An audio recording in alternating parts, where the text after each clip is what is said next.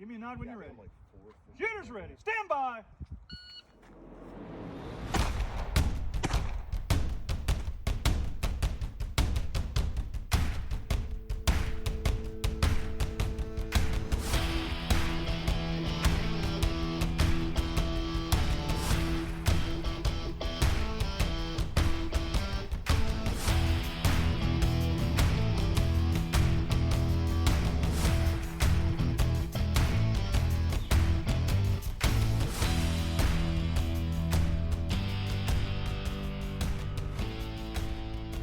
Hello everyone and welcome to the 3GIQ podcast. This is Gunnery Sergeant Matt Gunlock and I'm joined here today with Captain Chris Scott. Hey, how's it going? So it's been a while since we've done our last podcast. Yeah, a bit of a lull. We've been pretty busy. The last one we did was with Captain Gal. We were down at Camp Lejeune. Whenever we got back from there, it was just one match after the next. I was going to do some recordings at the matches, but that just never works out.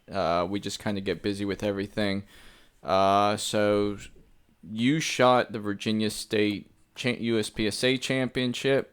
Yes, yeah. I think most of the guys on the team shot it too. We had like 10 plus guys out there shooting the match, which is pretty cool. Yeah, the USPSA guys and the action shooting team both was out there. We did. Yeah, we had Sergeant Glomba, Staff Sergeant Go King were both shooting limited, shooting some 40 cals. And then, we had Sergeant Alvarez, he shot production. Yeah, he had to reload a lot more than he does normally in 3-gun. Mm-hmm. You shot limited minor. Shot limited minor. You typical came in 3-gun second. Fashion. Yes, but yeah, worked out. Mm-hmm. Yeah. It was a fun match. It was nice. It was right in our backyard. We even brought down our armors from the team there. And they worked on some guns for the civilians. So there's some people that had issues with their guns during the match. And we had our armors with their big trailer, big Marine Corps advertising essentially down at the match. So it was a good time. It was a lot of fun. While you guys were there, I went out to Beckley, West Virginia. I shot the Mountain State 3-gun championship. Had a lot of fun with the guys on that squad. I was with Mo, Rico Reyna, Chris Hutchinson, guys that shoot regularly down at Carolina Guns and Gear. Overall, it was just a really good time. Just had fun, and it was preparation for Memorial 3-gun. Yeah, was that kind of a reunion? Did you shoot those guys when you were stationed down in Lejeune? Kind of Rico and Mo I met while up here because it was Peacemaker. Chris, him and I have shot together down at Carolina Guns and Gear, whenever I was stationed down at Camp Lejeune, and there were a lot of the SF guys, from Carolina Guns and Gear who came up when we were all in the same squad. That sounds like a pretty good time. Yeah. And we also, prior to that match, we went down to the Microtech Pro-Am hosted by Donnie Flo and Tar Heel 3-gun. He's revived that and done an outstanding job with that. I don't want to get too into the details with that because that's another episode I want to do, kind of dissect it with Staff Sergeant Go King. But we worked that match and had a really good time and met a lot of people and just had overall a lot of fun. Yeah, unfortunately I didn't go to that one with you guys, but even at Memorial, which we're going to talk about in a little bit, I heard a lot of stories from it, and it seemed like people really enjoyed having you guys down there. Yeah. And then the last match we shot was Memorial 3-gun. And, we would have probably recorded this last week. I think we had anticipated doing this recording last week. We did. Right after we got back, but I was on leave. Decided hunting was more important to me. Said, screw it. We'll do it whenever I get back. And now it's Thursday, October 21st, and we're finally getting around to it. And tomorrow is the start of the registration, like people checking in for McNCR. Yeah, so it's definitely been a busy end of the year. I think in past years we would have tapered down a little bit more before this point, especially with 3-gun, but we're going pretty strong into the McMic season. Yep, and then right after this McMic, we're going straight down to Fort Benning. Yes, yeah. There'll be the Veterans Day 96. And then, Fort Benning. That'll be our actual last match of the season. Mm-hmm. That's always a good match. Yeah, it's a lot of fun. And I'm sure we'll do a podcast about that whenever that's over. Yeah. Kind of doing a recap. But Memorial 3-Gun, now that it's all over, I know I did an episode with Chad Swart out before Memorial 3-Gun and what it's all about and everything that went into it. Now it's kind of the recap of how the match was. And I don't even feel right calling it a match. It was more of an event. It was, definitely. They had a lot going on.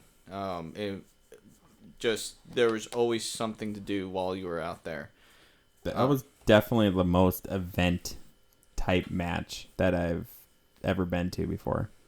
Yeah, it was different than any 3-gun match I've shot before, and I know you shot it before. Mm-hmm. Also, but, well, last year you were going to go down to it, and then you never had a chance. The year before that, you were strongly cautioned to stay back and do some planning and budgeting, and so you didn't get to go to it. And now, like, you've been hearing us talk about it for the past 2 years, and you're like, so this is why you guys don't shut up about it.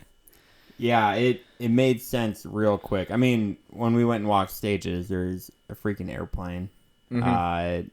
Airplane prop. I mean, it was an actual airplane, but Yeah. it didn't have engines anymore or anything. From an airline up in Minnesota. It was, yeah, hometown brand that didn't make it through the recession. Mm-hmm. But what was that? Northwest Airlines, I believe. I think so. But yeah, I mean, just seeing the facility down there. Would you drive through a lot of middle of nowhere, freaking North Carolina? So driving there, I didn't have too high of hopes considering the local area. But I guess you don't get bothered much in that part of North Carolina if you have a huge training facility. But it was a lot of fun. And they have a lot of land to work with, and the stage design was awesome. But we can go into more detail on all those different aspects. Well, they had 3 pretty cool props. They had the airplane, like we talked about. Mm-hmm. They had the SUV, which we shot out of on the move. Yes. And then they had the Huey, which you had to shoot off the strap. That's right. Yeah. And they had even 2 more vehicles that you shot off of. Yep. Actually 3 more, because that one where you drove in the car, you shot off vehicle. Yep. And then they had a stage where they just stacked a bunch of cars on each other like it was Legos, essentially. Yep. So it was pretty neat. I think Hard as Hell, when they had Hard as Hell 3-gun, back in like 2018 or something, they like dug huge trenches. But since that, I mean, that intricate of props, at least I haven't been to a match with it. And like Jason Byerly from Zoo City Armory, like he helped design a lot of the stages, and it was his company that put everything on. And I would say it was probably one of the more technical matches either one of us has shot, which brought a whole new flavor and just a lot more fun. Like it gave you different. Everybody could do a different stage plan, and no one stage plan was right or wrong. Mm-hmm. Yeah, there's still stages where I would have loved to be able to shoot them a couple times in a row, like not even for score, because I still don't know what the fastest way to shoot it was. Mm-hmm. And that's pretty interesting. A lot of matches, there's options, like quote unquote options, but there's really, if you want to shoot the fastest way, there's only one way to do it. Mm-hmm. This one, I mean, maybe people smarter than me know the fastest way, but I think it ultimately comes down to what's your strongest suit, what weapon's your strong suit. Yeah. I mean, yeah, you could definitely, if you're like a beast loading the shotgun and stuff, there was some areas where maybe it made a little more sense to shoot the shotgun, or maybe it made more sense to shoot the pistol without having to reload. It was a toss-up, but it was really fun to kind of work through the stages like that. But nothing overly complex either. Mm-hmm. And, I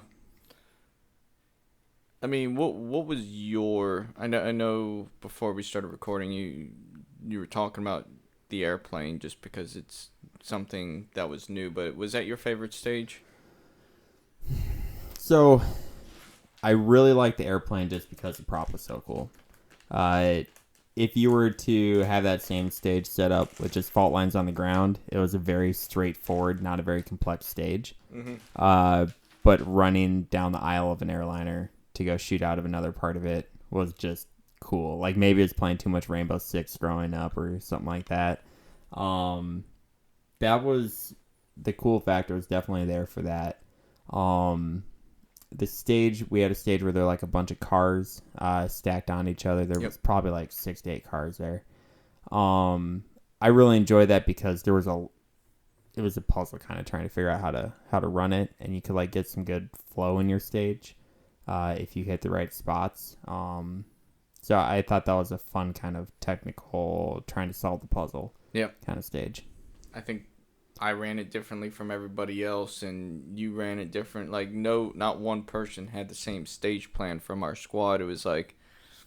Well, I copied some of our guys' stage plans, so I know at least one other person did. I think Glomba, I think it was his stage plan. I was like, I can't figure this out. What are you doing? And then I did that. Right. So, some of us had the same stage plan, but maybe some of us are more creative. Not me. I don't know. Who could think of a new one? I didn't want to run right to the center just to run left, just to run back right. So I just went left to right. To me, that made more sense. Yeah. Yeah, there's different ways. Yep. Definitely. But yeah, what was your favorite stage? It's got to be where we started out with the Polish plate rack and everything, and then you jumped in the vehicle, shot the rifle on the move from the vehicle. Just because it wasn't just burner paper you were shooting at. There was that one steel target, probably 7,500 yards out. Yeah, something like that. That you had to shoot. You could have shot it whenever you got out of the vehicle, but, it was, I don't know, simple enough in my eyes to where you can take a shot at it while the vehicle's driving, and then you don't have to worry about that targeting. You finish with a rifle spinner.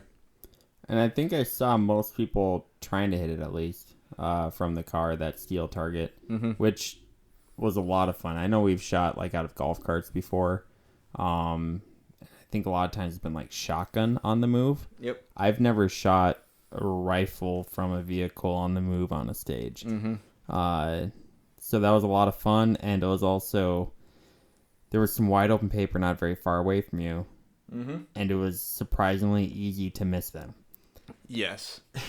Well, there was that bump in the road. There was, and you don't always like realize how bumpy the road is until you're trying to look through an optic and shoot a target with it. Which I don't do on my commute to work every day. So I'd say my other favorite stage was the Huey prop that they had, where you had to shoot off a strap. Just because typically when you're shooting from a supported position, you have support. Here you have a strap, and you got to figure out what's going to be the most stable for you. I know you leaned into it, and I leaned back to where my butt was against the wall, and I felt solid there, and I almost went 1-for-1 on every target there. Yeah, no, you had a good rifle portion of it. Everything else just kind of shit the bed. Yeah, it was a rough stage for, I think, actually quite a few of us. It was a rough stage, just last stage of the match, and I think we weren't thinking anymore at that point, so we just had some brain farts. Well, it's like what screwed me up is I put my shotgun in the wrong barrel to start out with, because Pat Parker was stood right in front of that barrel. He's like, hey, come on, go ahead. Whenever you're ready, just meet me over here. I meant to stage it in the last bucket rather than that center bucket, and it didn't screw me up too bad, but enough to where, it slowed me down some. Yeah. Yeah, it's hard staying sharp. It was a 3-day match, and 10 stages overall?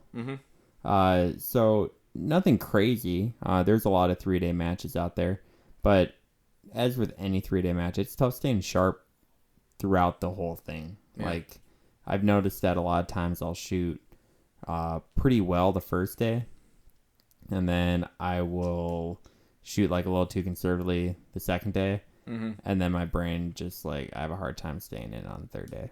So it's a little bit more of a marathon, not a sprint.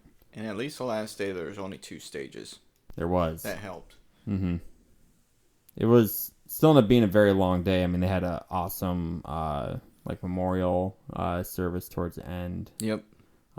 Had all the families come up and speak on their loved ones' behalf. Mm-hmm. And I mean, the cool part was like we didn't just get to hear the story from the ceremony, but the families were coming around and talking to us throughout the match. And so like Keegan Baker's family, you know, we ran into him at like 2 or 3 different stages, so I was able to have some pretty good conversations with them. And you know, it's nice just to talk to the family and let the family know, you know, nothing was in vain. Mm-hmm. And you get to see their side, and you get to help them in the healing process. Well, and for anybody that's not aware of like what the match is, so it's called Memorial Three Gun, but they have 10 Gold Star families that they honor, or the service members. They honor the service members, but they bring the families out, and so it's an event to help raise funds for Gold Star families, and also like have an environment where they can support those families. So each stage is named after a service member. And yeah, they have a story on each service member on the stage, and the families are there. Some of the families are even shooting through the match. I think they shot with the AMU. Yep. Yeah, so pretty neat match from that point too. I had never been to one like that before. Yeah, it was a good experience. If it's something you're interested in doing, I highly recommend going out and being a part of. You're never going to get to experience something like this anywhere else. Mm-hmm. It's a one-of-a-kind type match. And it's an event, and it's an event for the honorees' families. Mm-hmm. We often, you know, you can screw up on a stage, and you can be upset about it, but realistically, like if I screwed up, if you screwed up, if Go King screwed up, if we, you know, something happened, it's like I'm not here for me. You know, yes, I want to shoot as good as I can. I'm here for the fallen service member. I'm here to remember them. You know, I'm here because of them. Yeah, it's definitely very sobering. What was very impactful for me was seeing like you hear about and hear about deaths, and like deaths happen, but you don't see the family often. No. So seeing all the families there and realizing the people that were left behind when that service member died was definitely had an impact. And like seeing everybody from their family, like not just the spouse. Yep. Seeing all the kids and everything they had to say and the stories they had about that service member. It was very impactful, and I mean, very impactful ceremony too. Hearing them all tell their stories and talk about their service members, it's really good. It's really good. So we mentioned it before we started talking about Memorial, but we have Mick NCR about to start up. We do. So yeah, we rolling right out of Memorial. We came back, pretty much rolled right into Mick prep. And I guess if you guys haven't listened to the previous episodes, that's Marine Corps Marksmanship Competition. It's just a 2-week match that we run. We train them for a week and we run through a match. But yeah, we're running our first one of the season here, right in Quantico, or on our ranges. Yep. We have just under 100 people signed up right now, last time we checked. Yes, I've been getting more and more practice score emails coming through on the computer. I saw one as we were talking here, so I think we're at 98. Okay. So hopefully we can break that 100 competitor mark. We're right on the verge. But yeah, it's pretty exciting. Gosh, how many of these have we done now? At least 15.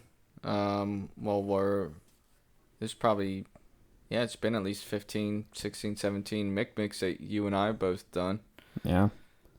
So it's another one coming up, and they're each super exciting. Like, it's fun because a lot of these Marines have never shot a match before.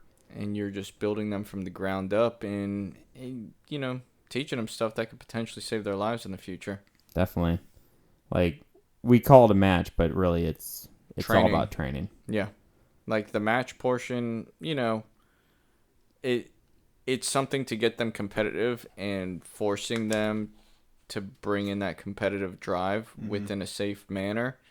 But at the end of the day, it's forcing them to see what their limits are, so they know what they are capable of if they go into harm's way. And putting a lot of stress on them. Mm-hmm. Like, you'll get some people that have been through things, and then all of a sudden a timer goes off, and they still lose their mind. Like, Yep. It's very eye-opening for the competitors that, oh, I shoot 500 yards on the rifle range every year. Should be able to hit that. Well, you missed a target that was like 25 yards away. It's pretty easy to do if you're really stressed out and you're trying to do it fast. Yep.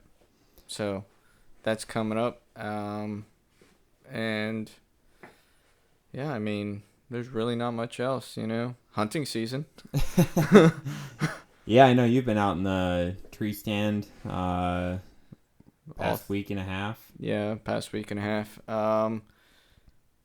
Anytime I've seen anything, it was before it was legal. So obviously I'm not taking the shot. And obviously that's what you'd say on the air too. So no, I'd be honest. I mean, let's be real. I saw a turkey out there. I didn't realize it was turkey season. I was like, no, I'm not gonna shoot the turkey just because it's not the right thing to do. And now I'm kicking myself in the ass because it was turkey season all along. I should have killed that bastard. Next time. Yeah. I'll know the laws better next time. Or the seasons. I guess another thing that we did after Memorial, Glamba and Ariano, Sergeant Glamba and Sergeant Ariano went down and they trained Second Recon again. Oh, yeah. They left immediately from Memorial and drove straight there. So that was our second time with them there. Yep. Sounds like it went pretty well. I know that a lot of those Marines were excited about it and wanted to get into competition too. Mm-hmm. It's a way to kind of push themselves to get better at shooting. Yep. So just continued. Our mobile training teams are really taking off and making it where we stay pretty dang busy. Yeah. Honestly. Like, last week was my first time taking leave, for a week in 2 years. And we slacking. Yeah, I know. And we were on the road pretty consistently for about 5 or 6 weeks straight. Mm-hmm. But, in all honesty, it's the best job in the world. It is. Like, we're all very happy to be here. Yeah. I know I am. It's going to be tough leaving. Yeah. Next summer for you and, pretty similar for me. Yeah. You can't see this as audio, but Gunny's crying right now.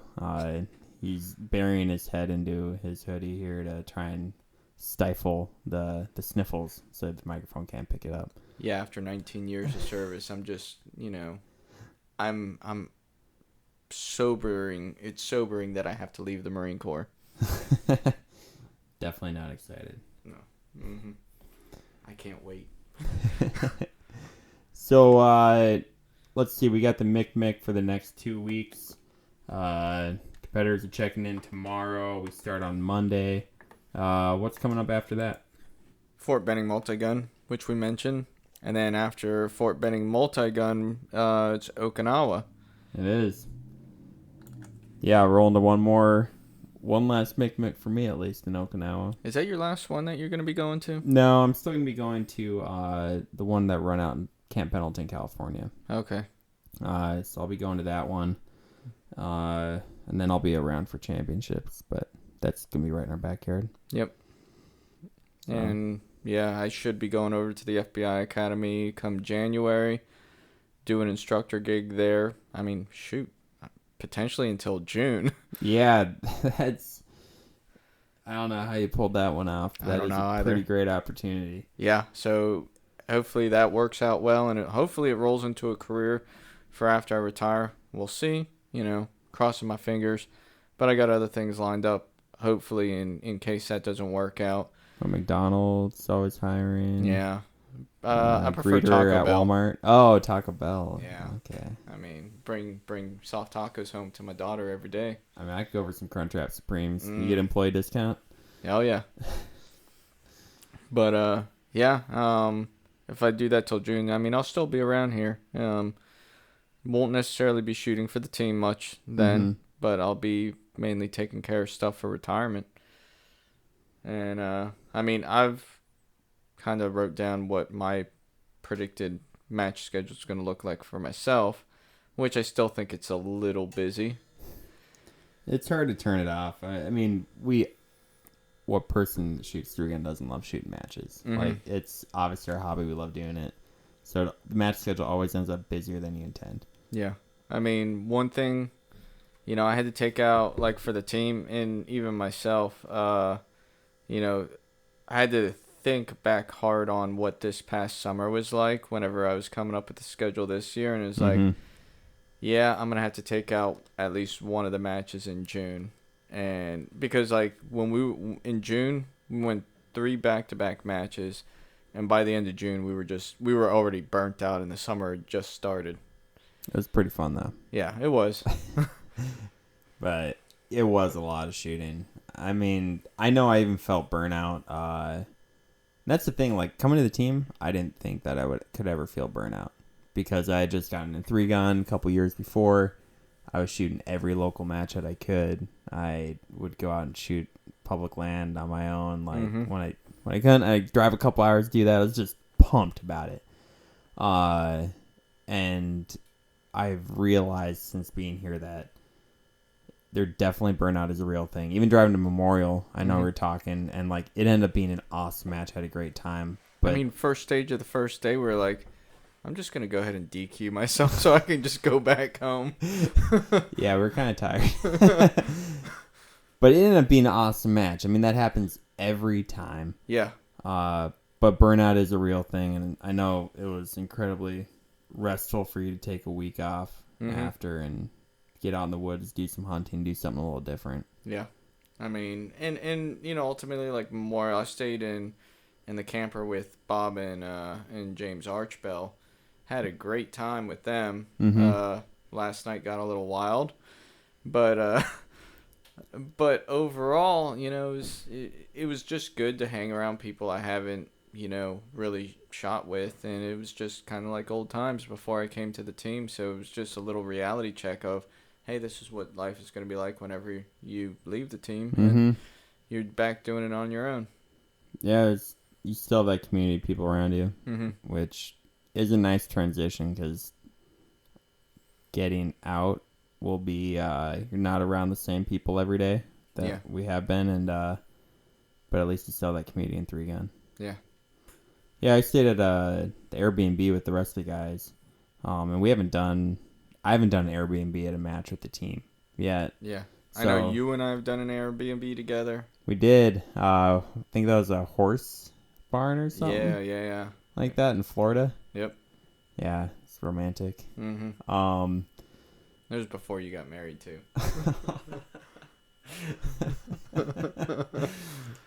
Nothing happened. We got professional. Yes. But yeah, so it was a good time with guys at the Airbnb. Getting to know some of them better.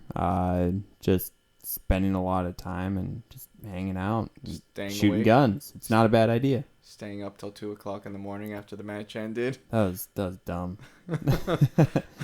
I was asleep before you that night. It was, yeah, and we were just having good conversation, which was, I mean, I don't know the last time I stayed up till 2 doing that. I was